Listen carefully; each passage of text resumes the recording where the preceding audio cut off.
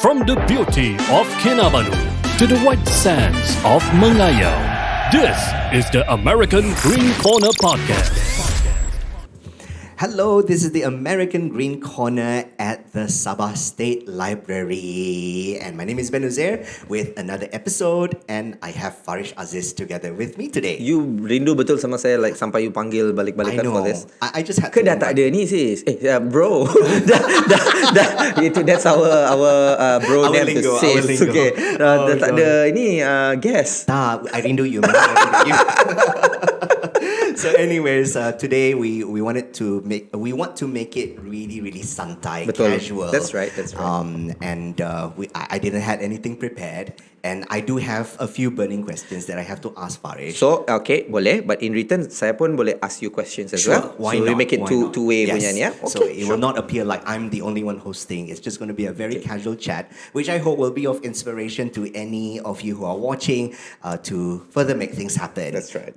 Okay, Farish, for the longest time that I know you, Yeah. kan, and I am always reminded of this term, jack of all trades, Master of none. Yes. Yeah, and I feel like it's still an okay thing to be a jack of all trades. That's right. And you are a jack of all trades. For the many years that I know you, you are right now entrepreneur, former radio station manager. You do a lot of things for Hosting, TV, which is emceeing, great. yep. Yeah, and it's fun to watch you have all these pursuits. Yes. But I like to go back to that one time when you were a not so well-known fashion designer. Tell us about that. I was one of your customers. Okay. My sister was a huge fan of your brand before. Yeah. Okay, a bit of history lah kan, Ben. Saya kecil-kecil dulu, my aunt always call me si fashion. Si fashion. Si fashion. Until this very day, you can be a si So, fashion. the reason why, because saya dulu growing up, saya very particular apa saya pakai. Okay. I'm talking about when I was like 9, 10, 11 years old, you know. Like Right. macam kalau I pakai like baju putih, seluar dark, saya mesti cari socks yang darker juga, you know. So my aunt will be, pakai saya lah tu. No, mesti cari juga. So dia panggil saya si fashion because he knows that I have some sort of fashion sense in that area lah.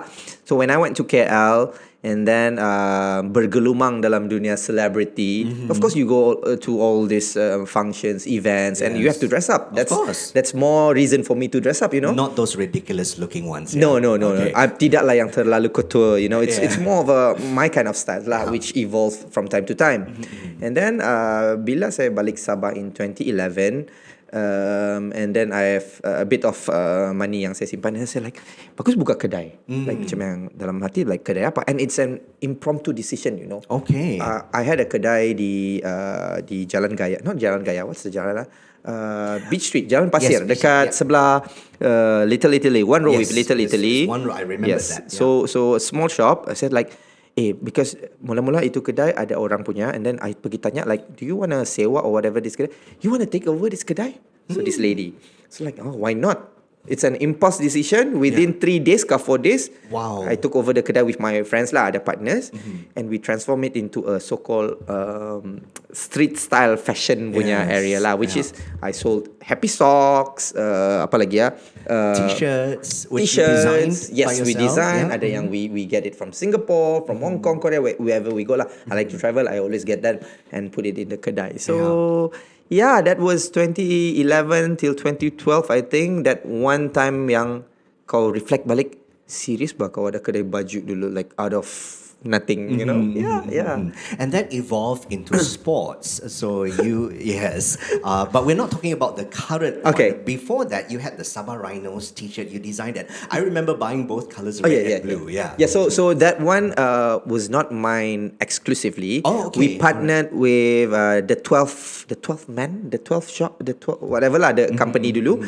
So diorang minat sports, diorang minat to to venture with us, collaborate, and then saya pun minat bola. I said like, why not we come up with something Sabah football punya elements, and we come up with that. There's few designs, the blue, the red, Yes. and the black ones. All bola element with besar punya logos, you know. So yeah, looking back, bila saya went a bit serious down the years towards fashion, those years really mengajar lah, taught you on fashion lah, you know, sure, what not to venture in, you know, like apa orang suka, apa orang tidak suka. That's kind of Give us things a few examples of what people like, people don't like. Okay, this is 2011, 2012. My problem was for the small shop that I had, I thought that the market is like KL, you know, habis saja barang. But back then, I don't know now lah kan, sebab saya tidak kedai. But back then, anything above RM100 is mahal for Sabahan. I sold Happy Socks. Happy Socks is one of the most leading socks in the world in terms of fashion, you know. They are from Sweden. They are all over the world. Di Malaysia, Sabah, Kota Kinabalu was the first kedai yang ada, which is my store. Wow. Diorang punya socks dalam 40 ke 60 ringgit masa tu. But it's considered mahal. So those things masa tu tidak jalan. But now, looking back, I see lots of people wearing Happy Socks. So and then I am a person with colours. I like jual baju yang berwarna-warni dan sebagainya. So, ada orang punya comment to me like, Farish, baju ni cantik, tapi kalau kau yang pakai. Kalau saya pakai, saya nampak macam some random Joe yang macam apa dia pakai ni, you know. So that juga ajar saya balik to fikir like, oh yeah, maybe you jangan jual apa yang you suka, fikir juga apa yang orang suka, you know, back then lah. Okay. Yeah. Now fast forward using all the wisdom that you attained in that early 2010s, and then now fast forward to 2022, 23, you were involved in our local sports football teams, design for the jerseys and whatnot. Yes. Even non-soccer players or non-soccer fans enjoy having your designs. Talk to us about that. So I really enjoyed that period of the phase in my life lah, 2022, 2023. First, because I was involved with football team, sports that I really love, team that I supported since I was like 7-8 years old. And then I like fashion, venturing into sports and fashion then was a high time for Sabah team. Yes. Of course, you are inspired by watching all the European teams where they have collaboration with top designers and all. And you said to yourself like, boleh ba kita buat ni? Betul. Why not? Betul. You know, like you did it. Yeah, you boleh ba. So what I did was, it's easy. People say, macam mana kau buat, Farish? You just buka mulut, buka computer, email, ask people. Of course, down the years, I built connection with my friends in fashion industry and all. You know, your collaboration with PMCs with that jacket. I'm pretty sure ramai yang dapat nampak tu. And then collaboration with Lotto will come to me. Farish, come up with a storyline, what you want to tell. My most proudest moment was creating 1963 jersey, which is the green one for the 2023 season. Collaboration between Lotto and PMC, the first in Asia. Telling stories, again, I think previously in our previous podcast together, I always say like, I'm so proud of Sabah. I want to I want to promote my state. So that's how I promote my state, through the baju, you know. The baju went all the way to the UK. I nampak orang pakai di luar. We send it to the famous football store in UK. I mean, just by talking about it, you boleh nampakkan macam how happy I am. You know? And with no discredit, this comes from a person with zero fashion background, no formal education in fashion, and that means a person like yourself who really knows colors, knows designs, knows cutting, can really venture into this line. At the end of the day, if you minat, you do some sort of research, you of course, down the years through experience, you meet people, there's trial and error. I must say, I have experienced disasters in terms of fashion sense juga, you know. I have once my wife kasih ketawa saya, my seluar sebelah grey, sebelah hitam. It's like, siapa apa pakai seluar begini? But I'm the one that always dare enough to like, you know, like, okay, I want to be different. I will pakai this, you know, your baju Melayu like half. This goes back to yang tadi orang cakap, Farish, baju ni cantik kalau kau yang pakai. Tapi of course, bila you sudah ada pengalaman sikit, you fikir sikit, okay, this is maybe the style yang semua orang boleh terima. Hence, whatever yang I contributed to the team lah in 2022-23. Back to the the designs of your jerseys. I remember you. We were in one of the kedai di sini, and then you say, there is one football club that actually called you, and you were they were asking you, how did you do it?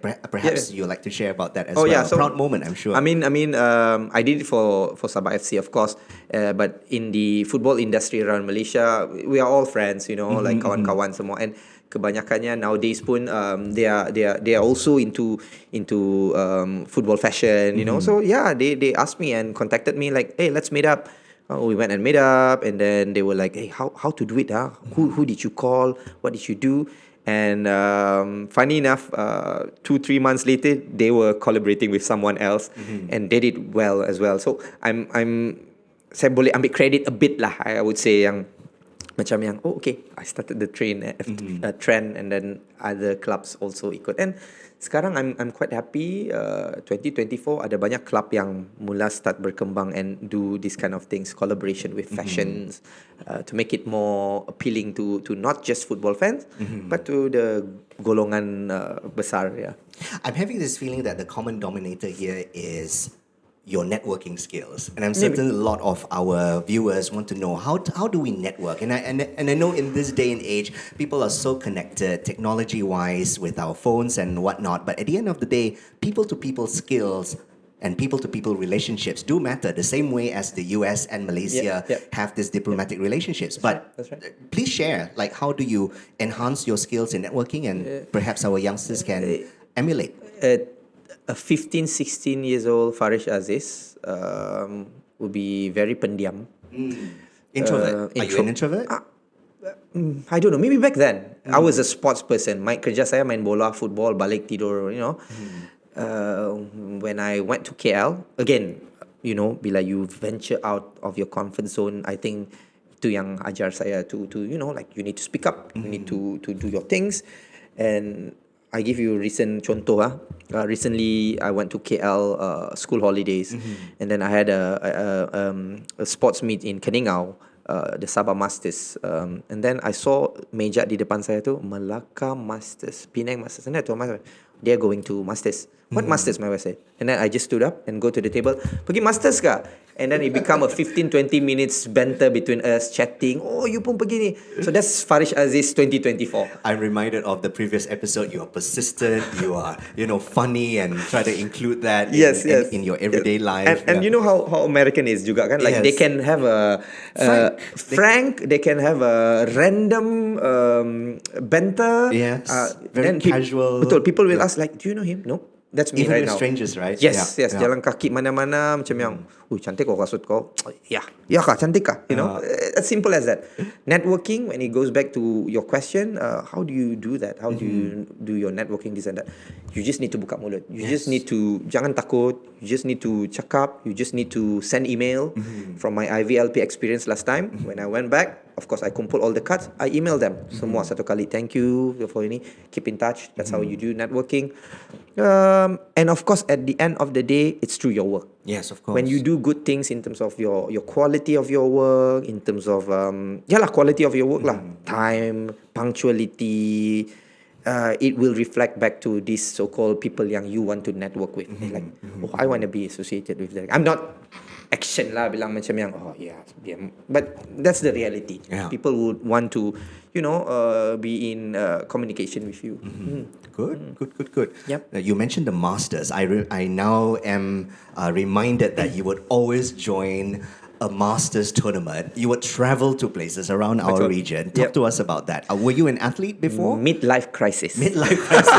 So honest. So back then, during my school days, two sports, football and athletics, which is specifically 110 hurdles.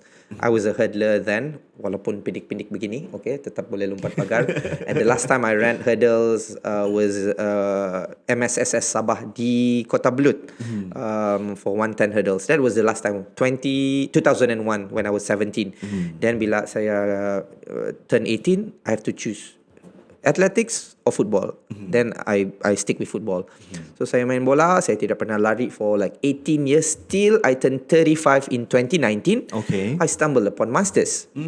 So Masters competition is a competition, athletics competition all around the world, not just here in Malaysia and Asia, all around the world, 35 and above. So there's category 55 tahun, 35 to 40, 40 to 45, all the way to 80 years old.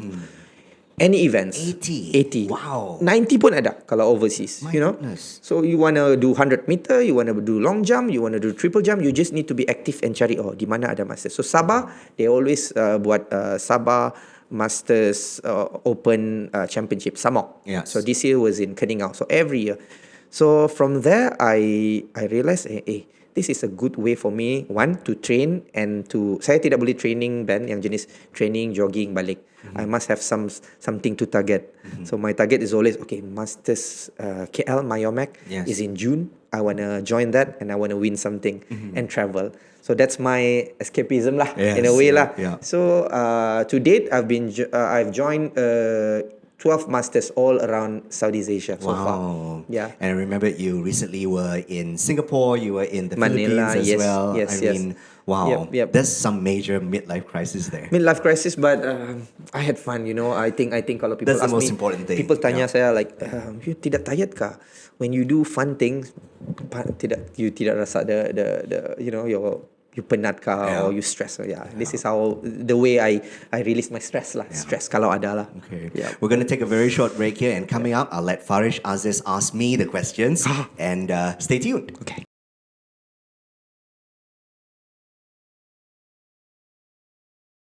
This is the American Green Corner Sabah with Ben Uzair, and we're having a very casual session together with Farish Aziz. Yes. Habis ba saya punya nafas? Cuba dalam satu kali. It's okay. American boleh. Mr. Aziz. Boleh juga. So in the past 15 minutes, I have been asking questions to Farish, and then all of a sudden, Farish decided to why not? now want to ask questions for me. So go ahead, be the host. Okay. Ben Uzair. People know Ben Uzair as a MC. I would say you are kalau orang tanya like, siapa MC di KK? Ben Uzair. Okay? People kenal you as... They are better people than me. It's subjective, Like, I would say you are there top 3, top 2. Farish Aziz mungkin nomor 1. I'm kidding. Okay. So, that's me, suka buat lawak. Okay. I'll let you take the crown. But I want to ask you, macam, things yang orang tidak tahu. Would 22 years old Ben Uzair fikir yang I'm gonna be an MC when I reach certain age? Was MCing or hosting or being in the media was your thing back then? No, zero. I'm an introvert, okay? I don't appear in front of the TV. Even this podcast freaks me out, okay? That's why I stayed in radio before. But to answer your question, the 22-year-old Ben Uzair will probably be a good boy, adhering to the words of his parents and stay on course. And the course was to be in college, university, finishing my degree, and going back to Malaysia and assist with the family business. Obviously, that did not happen because at 22, I was in the States. I was on a student visa. I was on my way to get my business administration degree, and little did I know, I went on to stay in the States further to work in the hospitality industry. But I was a good boy, didn't want to embarrass anyone, didn't want to dishonor anyone, especially my parents and my family. So yes, but never have I envisioned that many years later, I'm an MC. What was the closest during your teenage years, till that age I mentioned, like 22, even 25, 26 years old? What was the closest to being in front of media yang you ada?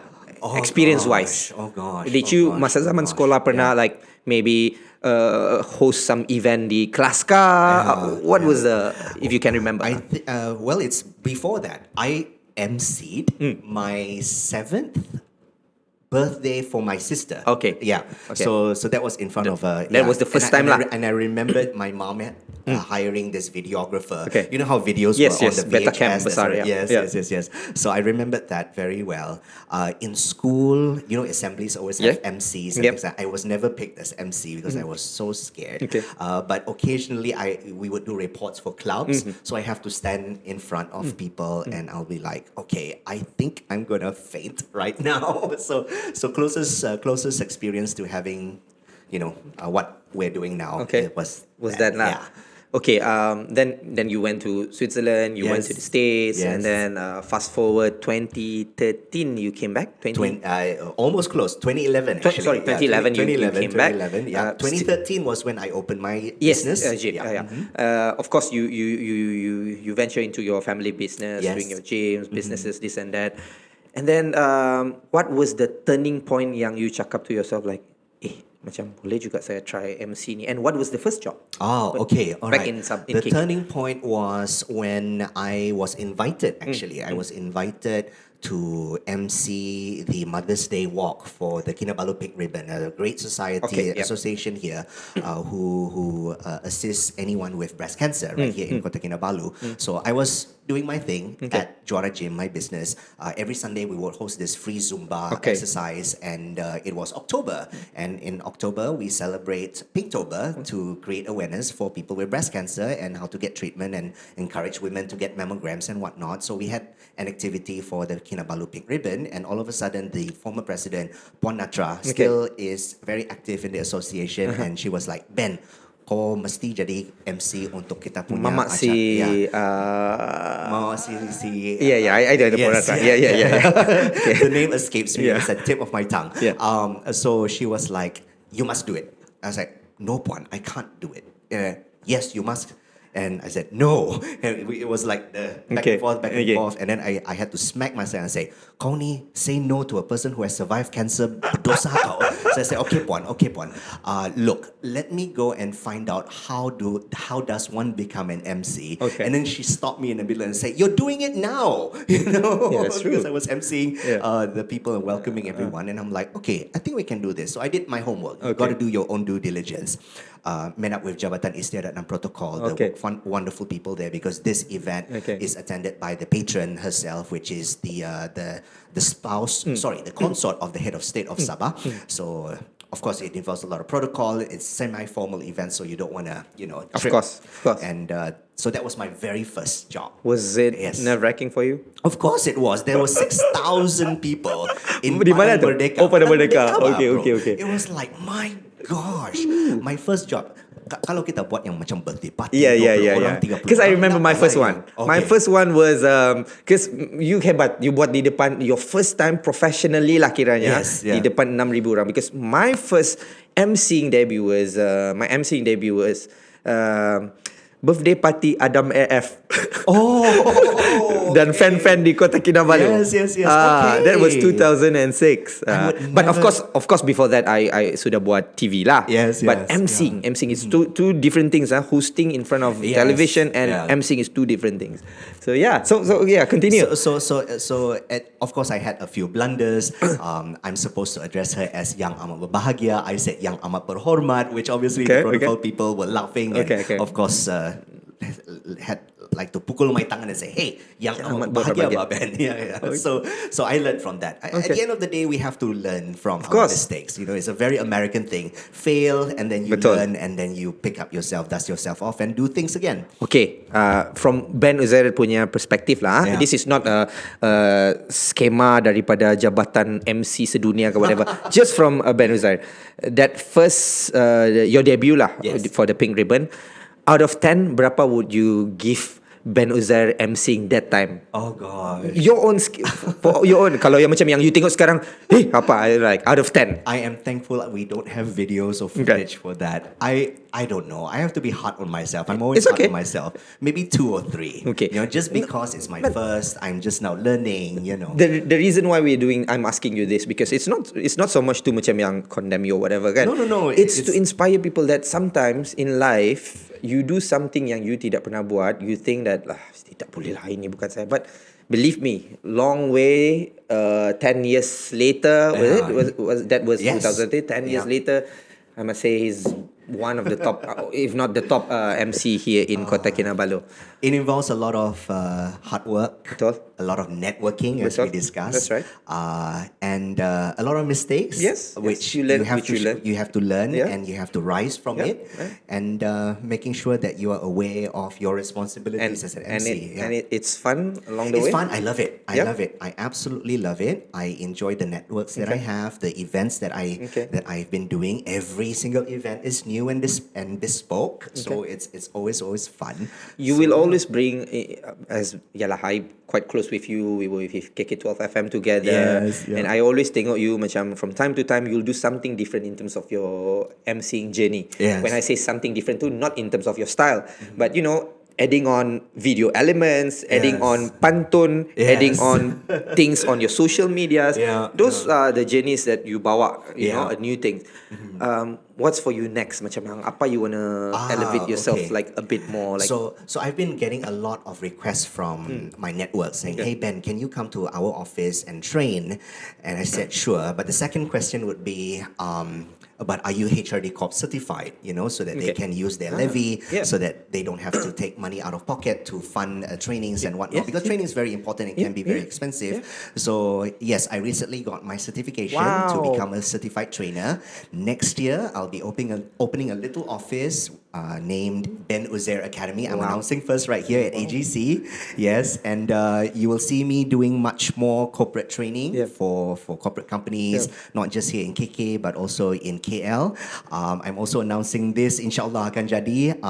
I am partnering together with Daphne Iking. And we are going to do like protocol trainings if this one project jadi. So we just want to make that leap first, and then we'll see where we will take that. Congratulations, and good to know that you're announcing that here in AGC. And guys, again, the reason why we've been asking this, dia tanya saya tanya dia, is not to show off or whatever.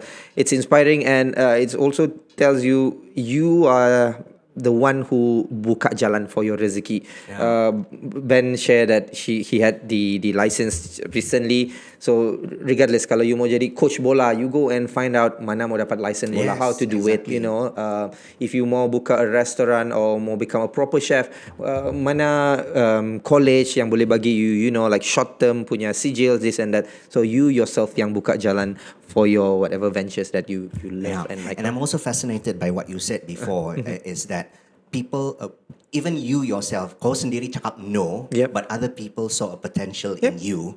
And if that person really spoke to you in front and said, you can do it, you should write on that and try to explore. And that's what happened to me in emceeing, in radio, in training. These are the things that or even opening the gym, all these people who said to me and say, hey Ben, you can do this. And I first said no, but because I sat down and said no, someone believed in me.